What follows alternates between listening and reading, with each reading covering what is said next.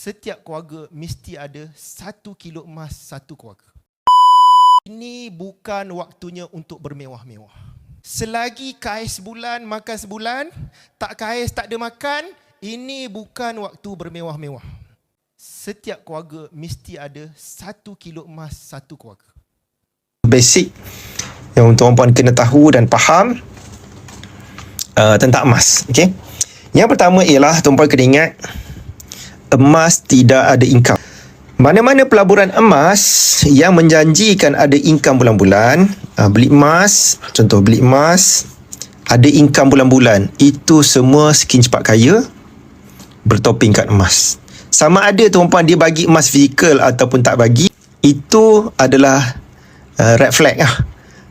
Petanda yang jelas, itu adalah skim cepat kaya bertoping kat emas. Jadi emas tidak ada income, dia straightforward tuan-puan. Beli emas, dapat emas. Beli emas, mesti dapat emas fizikal. Bukan sekadar nombor, bukan sekadar kertas, bukan emas digital. Mesti dapat emas fizikal. Beli emas, dapat emas. Kalau beli emas tak dapat emas tu, dia ada masalah tuan-tuan. Ada masalah. Sama ada isu syariah ataupun dia scam. Emas naik atau turun, gak ada masalah. Inilah suka-sukanya penyimpan emas. Kita bukan trader, kita nyimpan emas. Jadi pada saat kita udah punya emas dan harganya naik, siapa yang gak suka? Tapi kalau harga turun, apakah kita sedih? Tidak. Kita beli lagi biar dapat gramnya banyak. Ntar kalau harganya naik, happy lagi dong. Ada yang beri alasan tak nak beli emas sebab mahal. Ada juga yang tak nak beli emas takut harga emas jatuh. Tahukah tuan-puan, ringgit Malaysia pernah jatuh 50% pada tahun 1997 disebabkan kejatuhan ringgit yang begitu teruk. Tun Dr. Mahathir ketika itu membuka mulut tentang emas dan Bank Negara Malaysia telah mengeluarkan shilling emas pertama negara iaitu Kijang Emas. Menurut mentor saya Tuan Muhammad Zulkifli Syafiee, hampir semua pakar emas mengatakan emas adalah simpanan. Fungsi utamanya ialah sebagai penyelamat nilai, bukan pada pelaburan yang boleh berkembang nilainya. Emas boleh melindungi kekayaan kita daripada hilang disebabkan ketidaktentuan ekonomi dan politik. Ini kerana kuasa beli emas bersifat kekal walau apapun yang berlaku. Bila nilai duit Malaysia jatuh, tiada siapa yang ingin dapatkan duit kita walaupun negara jiran. Tetapi jika harga emas jatuh, demand emas semakin tinggi sebab nilainya tidak akan jatuh kosong. Jangan fikir nak kumpul 1 kilogram emas dulu. Mulakan dengan 1 dinar. Ada 3 situasi. Pertama, ramai tak mula sebab merasa target terlalu besar. Kedua, nak tunggu duit banyak baru nak simpan. Dan ketiga, tiada sasaran jelas, akhirnya tidak konsisten. Dalam simpanan emas, yang penting bukan kuantiti besar, tetapi mula dan konsisten. 1 dinar bersamaan 4.25 gram.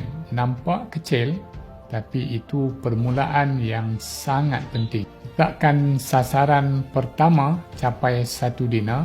Bila dah capai, anda akan rasa momentum dan lebih mudah untuk terus menabung untuk sasaran seterusnya 5 dinar dan 10 dinar. Ramai yang berjaya bukan sebab mula besar, tapi sebab mereka tak berhenti selepas bermula. Mulakan hari ini, target pertama 1 dinar. Alang-alang simpan emas biar sampai kaya. Bila kita ada simpanan yang kukuh, percayalah kita akan ada aset yang kukuh tuan-puan. Bila saya ada simpanan yang kukuh, jadi apa saya buat tuan-puan? Saya cuba membina aset secara tunai. Kenapa saya tak hutang tuan-puan? Sebab masalah hutang ni menyebabkan hidup saya fobia. Saya ni tuan-puan, kalau buat hutang memang saya fobia. So jadi saya cari solution untuk buat cash. Saya beli sebidang tanah secara tunai, saya bina 4 buah rumah sewa dekat tanah tersebut tuan-puan. Hari ini alhamdulillah 4 buah rumah sewa itu memberi income kepada saya pasif RM2,000. Alhamdulillah tuan-puan. Dan bila kita ada duit tuan-puan, kita akan cuba convert duit kita ni kepada barang yang memberi pasif. Alang-alang kita menabung emas, lebih baik kita jadi dealer public gold. Saya pun rasa tuan-puan, kalau saya jadi hanya makan gaji, saya tak boleh simpan emas yang 20 gram setiap bulan tuan-puan. Tak boleh. Sebab income saya limited. Income saya contohnya 16,000.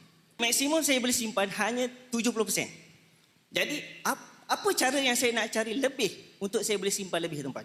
Iaitu bisnes. Tapi tuan-puan, saya orang yang sibuk. Saya seorang senior manager. ada hampir 30 engineer di bawah saya tuan-tuan untuk saya kelola. So jadi orang yang sibuk tuan-tuan. Jadi saya tak ada masa nak pergi buka kedai burger ke, bawa Grab ke. Bukan tak boleh tuan-tuan, tak ada masa. Jadi saya guna kelebihan yang public good ada ni, iaitu business public good. Alhamdulillah tuan-tuan, kita bina betul-betul tuan-tuan. Biar susah 3 tahun tuan-tuan. Buat betul-betul, all out. Saya sampai pukul 12 tak tidur lagi tuan-tuan, buat business public good. Sebab apa? All out. Bila saya all out tuan-tuan, alhamdulillah income saya semakin besar. Kadang-kadang income sampai 5 angka, tak tahu nak buat apa tuan-tuan, simpan semua. So jadi bila kita simpan semua tuan-tuan, jadi portion untuk kita simpan tu lebih besar. Kalau tuan-tuan mengharapkan hanya income hakiki untuk simpan tuan-tuan, jadi limitlah tuan-tuan jual simpanan. Jadi tuan-tuan kalau tuan-tuan nak unlimited simpanan tuan-tuan, buat bisnes public good betul-betul, insya-Allah tuan-tuan boleh maximise tuan-tuan punya simpanan dan kita akan bebas kewangan dengan lebih cepat tuan-tuan.